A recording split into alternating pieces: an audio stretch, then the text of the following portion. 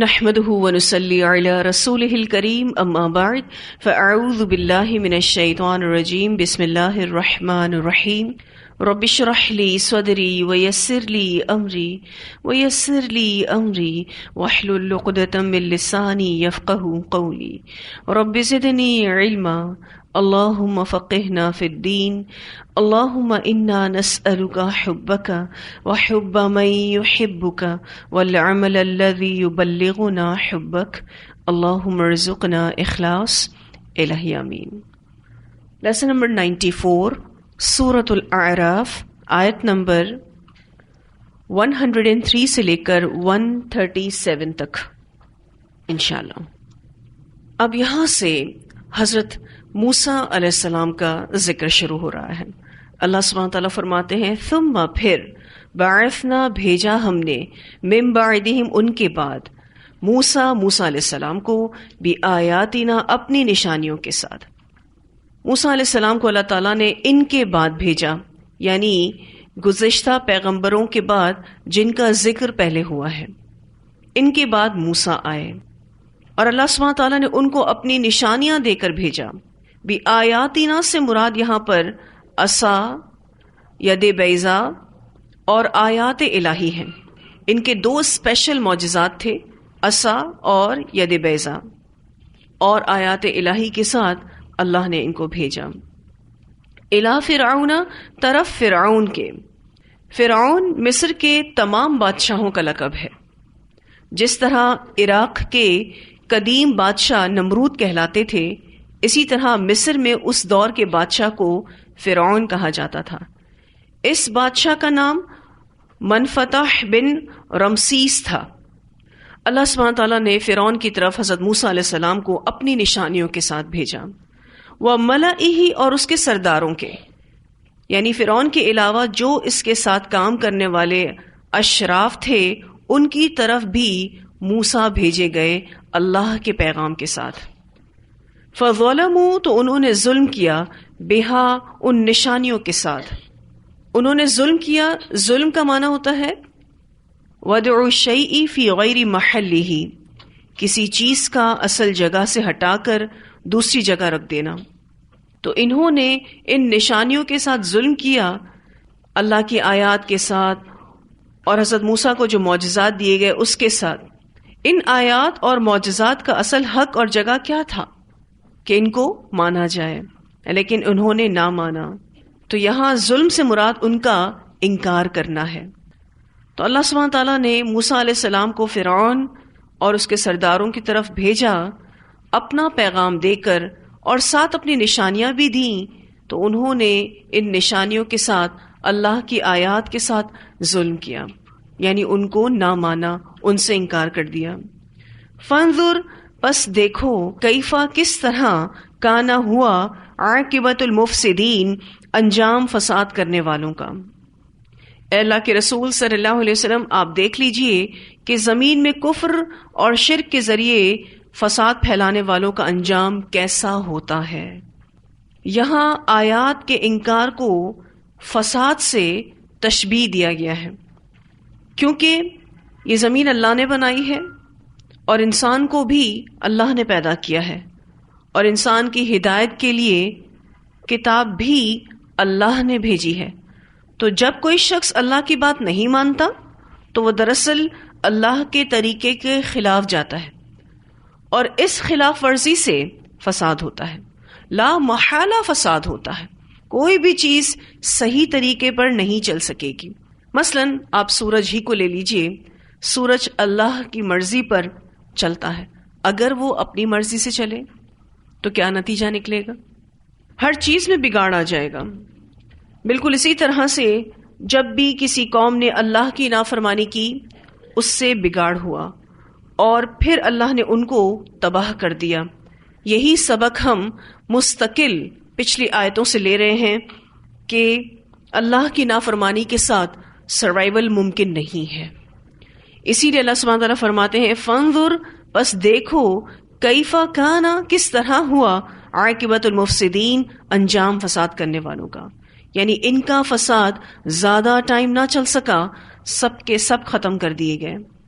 اللہ سبحانہ تعالیٰ سورۃ النمل آیت نمبر 14 میں فرماتے ہیں وَجَحَدُوا بِهَا وَاسْتَيْقَنَتْهَا أَنفُسُهُمْ ظُلْمًا وَعُلُوًّا فَانظُرْ كَيْفَ كَانَ عَاقِبَةُ الْمُفْسِدِينَ، اور انہوں نے ظلم اور تکبر کی وجہ سے ان کا انکار کر دیا، حالانکہ ان کے دل ان کا اچھی طرح یقین کر چکے تھے، پس دیکھ فساد کرنے والوں کا انجام کیسا ہوا۔ یعنی جنہوں نے اللہ کے راستے سے روکا اور اللہ کے رسولوں کی تکذیب کی تو اللہ سبحانہ تعالیٰ نے ان کو سمندر میں ڈبو دیا۔ انشاءاللہ تعالیٰ آپ آگے پڑھیں گے کہ یہ پوری کی پوری قوم غرق کر دی گئی۔ اس لیے اللہ تعالیٰ یہاں نبی اکرم صلی اللہ علیہ وسلم سے کہہ رہے ہیں کہ آپ دیکھ لیجئے کہ زمین میں کفر و شرک کے ذریعے فساد پھیلانے والوں کا انجام کیسا ہوتا ہے۔ وقال، اور کہا موسیٰ علیہ السلام نے، یا فرعون، اے فرعون، انی بے شک میں رسول، ایک رسول ہوں، میں رب العالمین، رب العالمین کی طرف سے، یعنی مجھے اس ذات نے بھیجا ہے جو ہر چیز کا خالق، پروردگار اور مالک ہے۔ حقیق، لائق ہوں، اعلیٰ اس بات کا، حقیق اعلیٰ دراصل ایک ہی لفظ ہے، اعلیٰ اس پر صلہ ہے، معنی مجھ پر واجب ہے، حق ہے، لازم ہے، ان یہ کہ لا نہ اقولا میں کہوں علی اللہ اللہ پر الا الحق مگر حق بات، مجھ پر واجب ہے، مجھ پر لازم ہے، یا پھر آپ یوں کہہ لیجئے کہ حقیقت یہی ہے کہ میں اللہ کے بارے میں صرف وہی خبر دوں جو حق ہے، سچ ہے، کیونکہ میں اللہ کی عظمت اور جلالت سے اچھی طرح واقف ہوں۔ اب حضرت موسیٰ علیہ السلام نے فرعون کے سامنے اپنی اس بات کو رکھا کہ میں اللہ کے بارے میں جھوٹ بول ہی نہیں سکتا، اس بات پر میں پوری طرح سے قائم ہوں کہ اللہ پر حق کے سوا کچھ نہ کہوں۔ یہاں جو حقیقن کا لفظ ہے، حق کہتے ہیں حقیقت کو موافق چیز، باطل اس کا الٹ ہے، اور باطل کہتے ہیں حقیقت کے خلاف چیز۔ تو جو سچ ہے میں وہی کہوں گا، اور سچ وہ ہے جو اللہ کے کریشن پلان کے موافق ہے۔ اب آپ یہاں دیکھیے تو فرعون کے لیے حضرت موسیٰ علیہ السلام کوئی اجنبی آدمی نہیں تھے، آپ علیہ السلام اس کے ساتھ ہی شاہی محل میں پلے بڑے تھے۔ حضرت موسیٰ علیہ السلام کی پیدائش کے وقت جو فرعون برسر اقتدار تھا، یعنی جس کی حکومت تھی، وہ اس فرعون کا باپ تھا، اور اسی نے حضرت موسیٰ علیہ السلام کو اپنے بیٹے کی حیثیت سے پالا تھا۔ حضرت موسیٰ علیہ السلام کی والدہ نے آپ علیہ السلام کو ایک صندوق میں بند کر کے دریائے نیل میں ڈال دیا تھا۔ وہ صندوق فرعون کے محل کے پاس ساحل پر آ لگا، محل کے ملازمین اسے اٹھا کر محل میں لے گئے۔ فرعون کو پتا چلا تو وہ اسرائیلی بچہ سمجھ کر آپ علیہ السلام کے قتل کے در پہ ہو گیا، کیونکہ اس نے یعنی فرعون نے یہ آرڈیننس جاری کر رکھا تھا کہ جتنے بھی لڑکے پیدا ہوں گے بنی اسرائیل کے، 1 سال قتل کر دیے جائیں گے اور 1 سال ان کو قتل نہیں کیا جائے گا، یعنی 1 سال جتنے بھی لڑکے پیدا ہوں گے ان کو قتل کر دیا جائے گا، اور اگلے سال جو لڑکے پیدا ہوں گے ان کو قتل نہیں کیا جائے گا۔ تو فرعون نے یہ حکم دے رکھا تھا کہ بنی اسرائیلیوں میں جو بھی لڑکے پیدا ہوں گے وہ 1 سال قتل کیے جائیں گے، اور پھر دوسرے سال جو لڑکے پیدا ہوں گے ان کو قتل نہیں کیا جائے گا۔ جس سال حضرت موسیٰ علیہ السلام پیدا ہوئے وہ وہی سال تھا جس میں لڑکوں کو قتل کیا جانا تھا۔ تو حضرت موسیٰ علیہ السلام کی والدہ نے فرعون کے ڈر سے ان کو صندوق میں ڈال کے دریائے نیل کے حوالے کر دیا تھا، اور وہ صندوق فرعون کے محل کے آگے ہی آ لگا۔ جو محل کے ملازمین تھے اسے اٹھا کر محل میں لے گئے۔ تو حضرت موسیٰ علیہ السلام کو اسرائیلی بچہ سمجھ کر فرعون نے کہا کہ اس کو قتل کر دو، مگر فرعون کی بیوی حضرت آسیہ نے اسے یہ کہہ کر روکا کہ ہم اس کو اپنا بیٹا بنا لیں گے، یہ ہمارے لیے آنکھوں کی ٹھنڈک ہوگا۔ یہ پورا قصہ انشاءاللہ سورۃ القصص میں بہت تفصیل کے ساتھ آئے گا۔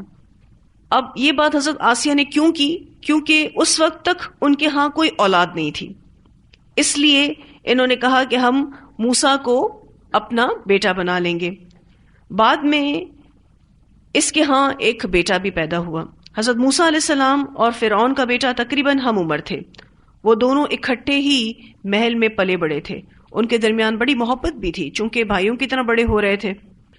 فرعون جب بوڑھا ہو گیا تھا تو اپنی زندگی میں ہی اس نے اقتدار اپنے بیٹے کو سپورٹ کر دیا تھا. اب یہ جو ڈائلاگز ہو رہے ہیں نا، یہ اسی فرعون کے ساتھ ہو رہے ہیں جو حضرت موسیٰ علیہ السلام کے ساتھ پلا بڑا تھا. ٹھیک ہے، تو یہ وہی شخص تھا جس کے ساتھ حضرت موسیٰ پلے بڑے تھے. اس لیے بہت ہی جاننے والے شخص کی طرح بات چیت ہو رہی ہے.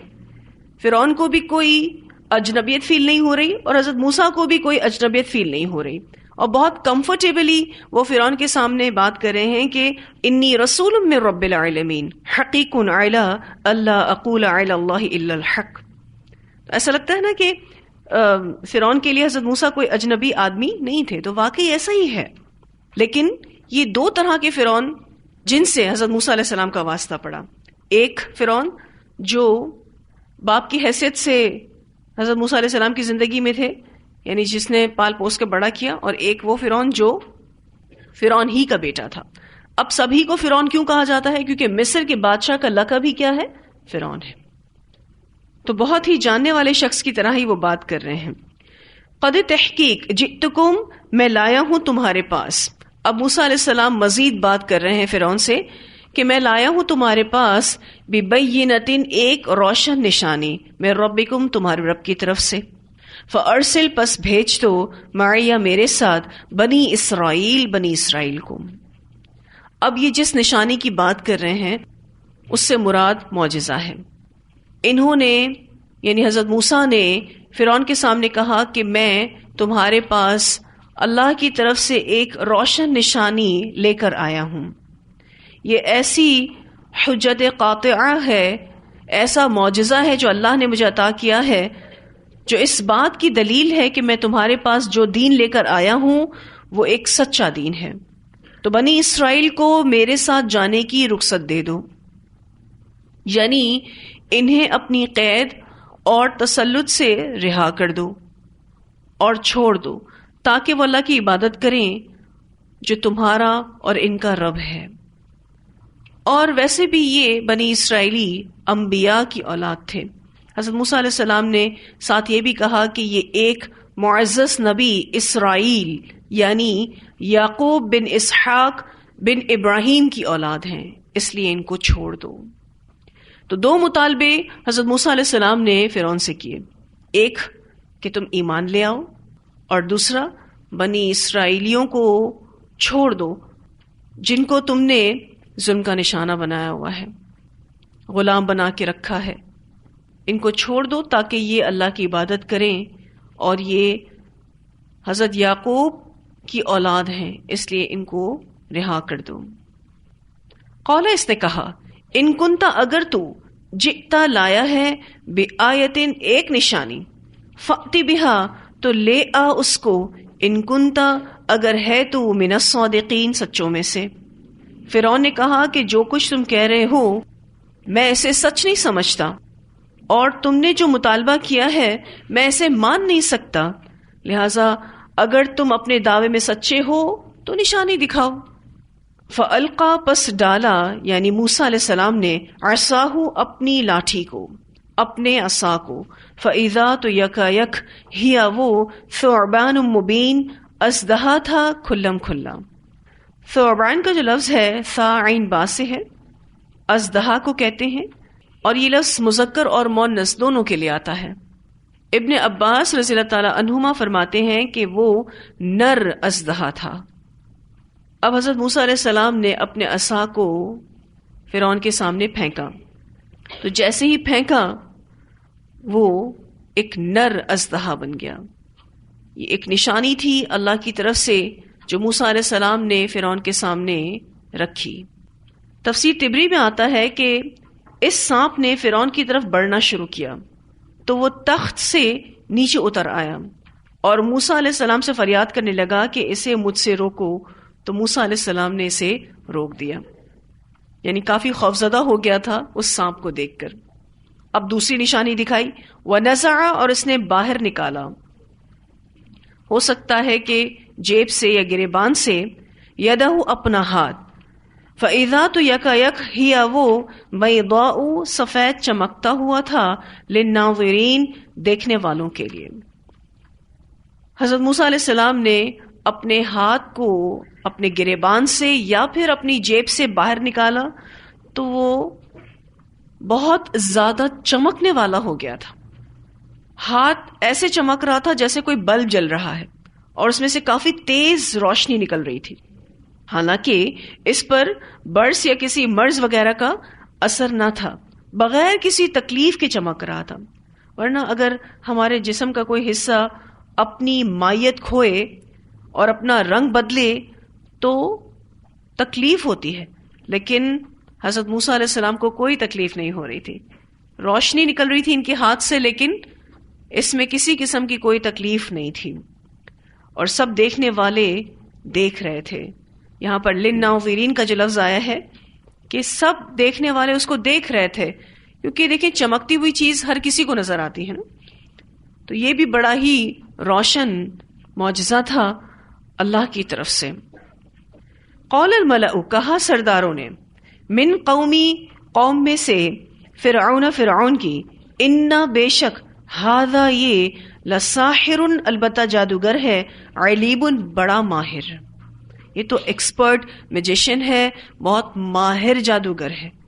یعنی معجزے کو کیا کہہ کر ریجیکٹ کر دیا کہ یہ جادو ہے۔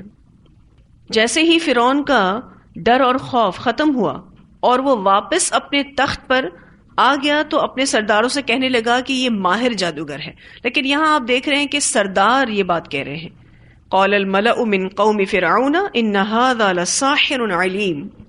لیکن ابن کثیر کہتے ہیں کہ یہ بات پہلے فرعون نے کہی تھی، اور پھر سرداروں نے ہاں میں ہاں ملانے کے لیے اس بات کو دہرایا تھا۔